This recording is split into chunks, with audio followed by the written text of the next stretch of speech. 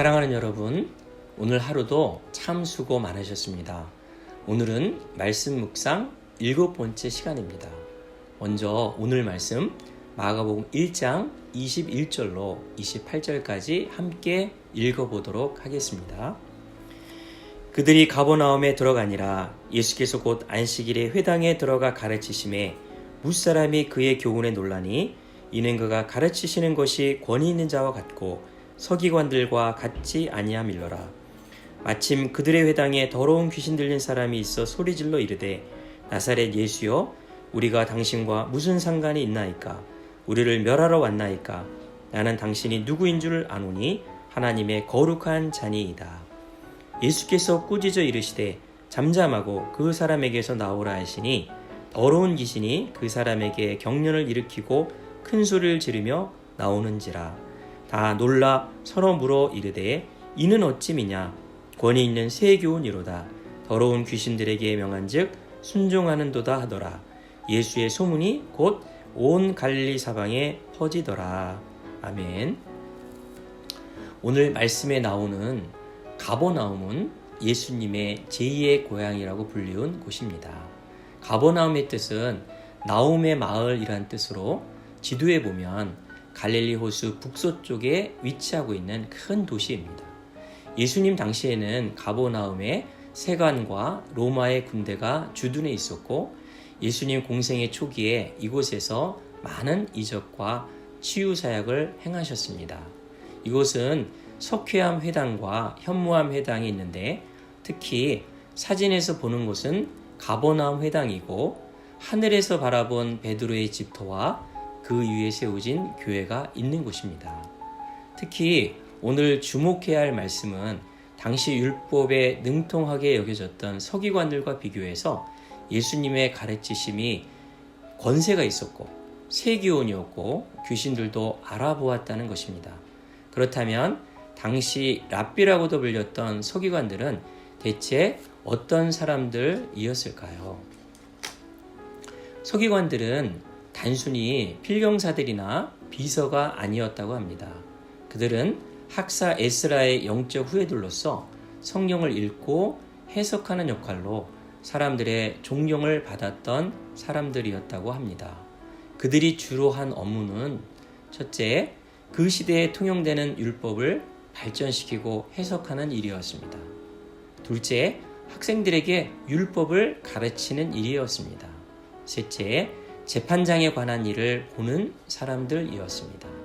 그런데 가버나움에서 안식일에 회당에 들어가신 예수님의 가르치심은 본질적으로 그들 서기관과 달랐다는 것입니다. 오늘 마가복음 1장 22절은 이렇게 증거하고 있습니다. 무사람이 그의 교훈에 놀라니 이는 그 가르치시는 것이 권세 있는 자와 같고 서기관들과 같지 아니함일러라. 아멘. 왜 예수님의 가르치심은 당시 성경학자로서 존경을 받았던 서기관들의 가르치심보다도 더 권위가 있고 달랐을까요? 그것은 바로 예수님 자신이 하나님의 거룩하신 아들이었기 때문이었습니다. 사랑하는 여러분, 권위와 권세는 거룩에서 오는 것입니다. 오늘날 왜 교회가 성도들이 세상 속에서 권위와 권세를 잃어버렸습니까? 그것은 바로 하나님의 자녀들인 우리가 예수님을 닮지 않고 세상을 닮아 거룩성을 잃어버렸기 때문인 것입니다. 우리는 로마서 12장 1절에서 2절 말씀을 실천해야 할 것입니다. 그러므로 형제들아, 내가 하나님의 모든 자비하심으로 너희를 권하노니 너희 몸을 하나님이 기뻐하시는 거룩한 산제사로 드리라. 이는 너희의 드릴 영적 예배니라. 너희는 이 세대를 본받지 말고 오직 마음을 새롭게 함으로 변화를 받아 하나님의 선하시고 기뻐하시고 온전하신 뜻이 무엇인지 분별하도록 하라. 아멘.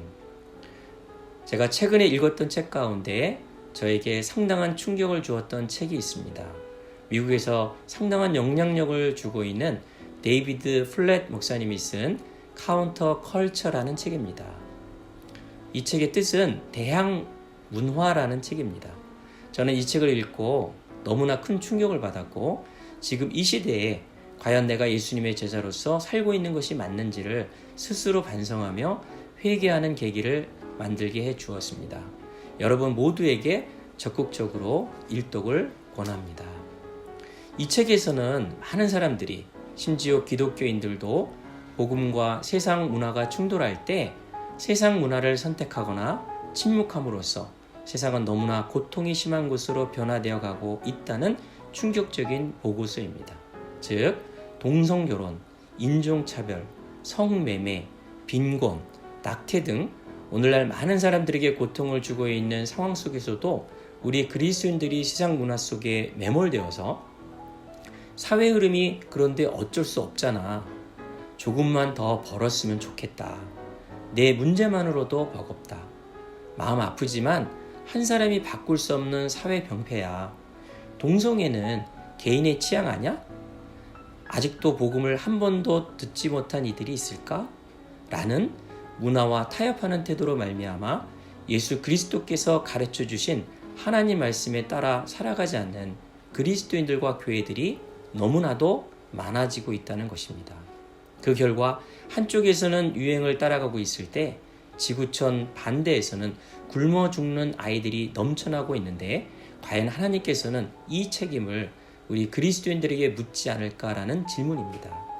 우리 그리스도인들이 세상의 죄와 불의와 폭력에 입을 닫고 있을 때 세상은 너무나도 고통받는 사람들로 넘쳐나는 곳이 된다는 것입니다. 원래 이 책을 쓴 플랜 목사님은 조용히 교회에서 목회를 하던 분인데, 한 번은 히말라야 산속에 가서 큰 충격을 받았던 이야기로부터 책이 시작되고 있습니다. 상간 마을에 가니 병원이 없어서 아이들 태반이 8살 전에 죽고, 그리고 아직도 복음을 몰라 장애를 신의 저주로 여겨서 장애인은 태어나자마자 곳간에 가두고 짐승처럼 키우는 일, 그리고 눈병에 걸렸는데 치료를 받을 수가 없어서 눈알이 그냥 썩어서 빠지는 일도 많다고 합니다.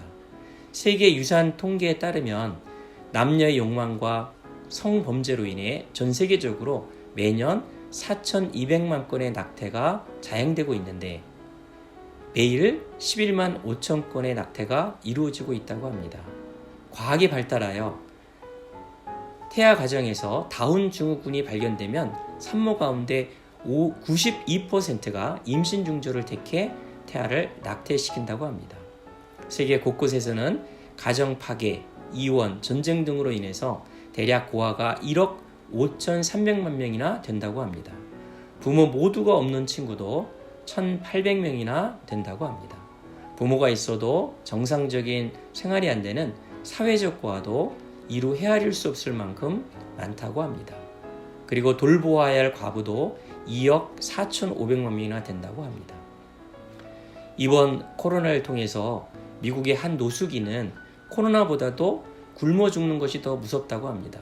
사회적 거리두기로 사람들이 보이지 않아 매일 구걸할 수가 없어 쓰레기통을 뒤지다가 상한 음식을 먹고 자주 아프다고 합니다.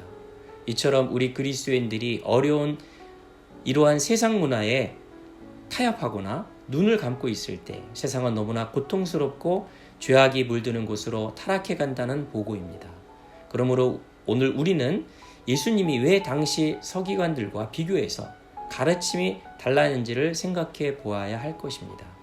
예수님이 서기관들과 달랐던 것은 바로 예수님의 거룩함이었습니다. 거룩하신 예수님은 회당에서 귀신을 쫓아냅니다. 그러자 그 더러운 귀신은 예수님이 거룩한 분인지를 알고 고백하고 나가는 장면을 볼 수 있습니다. 마가복음 1장 24절 말씀입니다. 나사렛 예수여, 우리가 당신과 무슨 상관이 있나이까? 우리를 멸하러 왔나이까? 나는 당신이 누구인 줄 아노니 하나님의 거룩한 자니이다. 아멘. 사랑하는 여러분, 하나님은 이스라엘 백성들을 하나님의 백성으로 삼고 거룩한 백성으로 살아가도록 명령하셨습니다.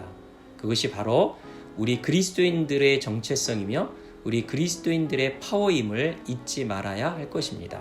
레위기 11장 45절 말씀입니다. 나는 너희의 하나님이 되려고 너희를 애굽 땅에서 인도하여 낸 여호와라. 내가 거룩하니 너희도 거룩할지어다. 아멘.